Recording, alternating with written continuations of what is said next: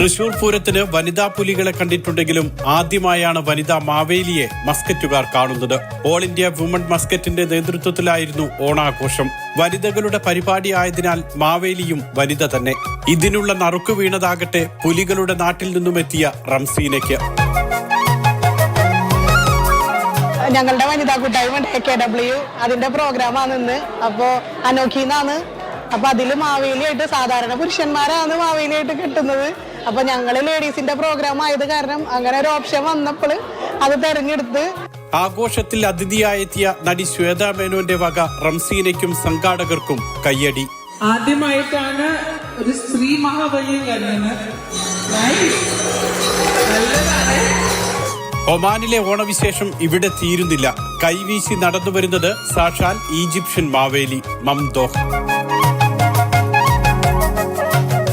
മബേലയിലെ ഒരു റെസ്റ്റോറന്റിലെ ഓണാഘോഷത്തിനാണ് ഈജിപ്തുകാരനായ മംദോഹ് മാവേലിയായി എത്തിയത്. ഓണത്തിന്റെ പൊരുളും മാവേലി എന്ന പ്രജാക്ഷേമ തൽപരനായ രാജാവും ആരെന്ന് മംദോഹിന് അറിയില്ല. പക്ഷേ സ്നേഹത്തിന്റെ ഉത്സവമാണ് ഇതെന്ന് അറിയാം. അസ്സലാമു അലൈക്കും. അബി വനാം.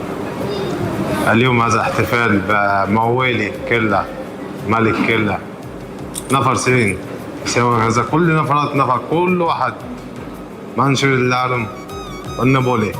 വീട്ടിലും റെസ്റ്റോറന്റുകളിലുമെല്ലാമായി ഒമാനിലെ മലയാളികളും ഓണം പൊടിപൊടിച്ചു. SNDP സലാല യൂണിയൻ സംഘടിപ്പിച്ച ആഘോഷത്തിൽ നിരവധി പേർ പങ്കെടുത്തു. ഇനിയുള്ള വാരാന്ത്യങ്ങളിലും ഇതുപോലെ ഓണാഘോഷം രാജ്യത്ത് തുടരും. Mathrubhumi news, Muscat, Salalah.